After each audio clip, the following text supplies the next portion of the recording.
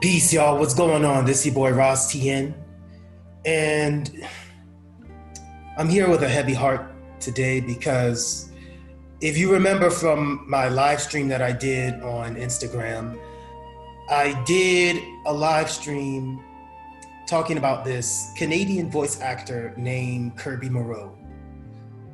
And Kirby Morrow was one of the most prolific voice actors in the entertainment industry. He did an English dub for a lot of Japanese anime, as well as for regular animation. He was born in Jasper, Alberta, Canada in 1973, August 28th, and he died November 18th, 2020. He was an alumni of this university known as Mount Royal University in Calgary. And he worked in Vancouver, British Columbia, doing most of his voice acting there. Now, to name some characters that he did, he played the voice of Goku. He was one of the many voice actors of Goku from 2000 to 2003 in the English dub of Dragon Ball Z. He also is known for portraying the monk known as Moroku from Inuyasha, as well as Cyclops from X-Men Evolution, and Troa Barton from Gundam Wing. He also played the voice of Cole from Ninjago, Van Fennel from Escaflowne, Captain Dave Kleinman from Stargate Atlantis, Teru Mikami from Death Note, along with many others. So Kirby Morrow was a person that was very skilled, and he was loved by many. And I remember when I was a kid, in the early 2000s, growing up listening to him, I loved his voice so much. His acting was so smooth. You know, that's the best I can describe it. It was very sleek. And I used to love listening to him as a kid. I remember watching him play the voice of Elecman on Mega Man NT Warrior, and listening to him playing the voice of who's that other guy? Hotshot from Transformers Cybertron. You know, he was a guy who worked with the Ocean dub of many Japanese anime cartoons. The Ocean Dub is a company that's located in British Columbia, if I'm not mistaken. And you know, the funny thing about him is that,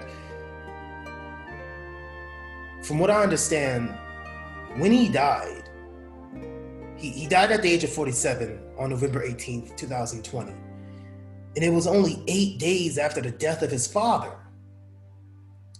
So I'm like, well, damn. I always wondered if he had died from maybe the corona, but maybe he probably died of a broken heart after losing his father. And it wasn't until his death was announced on Facebook by his brother Casey Morrow that we knew about his passing. And we still don't know what it is. I wanted to wait until I knew what the cause of his death was, but I just couldn't wait anymore. I had to pay homage to him. But the final performance that he did was when he reprised his role as Moroku in the first episode of Yashahime Princess Half Demon, which is the sequel to the famous Inuyasha anime. Now, I mean, I gotta say, it really does put a dent in my heart to see one of our legends go. And it's like I told you guys on Instagram, you can't walk around with hatred in your heart because you never know when it might be your time to leave this earth. You know, life is too short to have hatred in your heart. You have to enjoy your life the best you can, because we saw what happened with Chadwick Boseman. You know, he's another guy that died too soon, you know, and we never even knew he was sick. And Kirby Morrow, he's 47. I mean, that's not old. It may seem old to maybe some kid, but it really isn't old because he didn't really live his whole life. The man still had many miles on him, and there'll be a lot of animation and other Japanese animes that will come out that will be dubbed in English, and we'll never know what character he would have played because he has such an interesting voice. And that's why I'm trying my hardest to connect with other voice actors out there. So before their time comes, I'm hoping that I can interview them and talk with them and introduce them to you guys. A lot of legendary actors that you guys haven't met yet. And he was one of them. He was a legend, gone too soon. You know, he was one of the people who I wish I could have met. I remember when I met Scott McNeil for the first time when I was at an anime convention back home in New Orleans called MechaCon.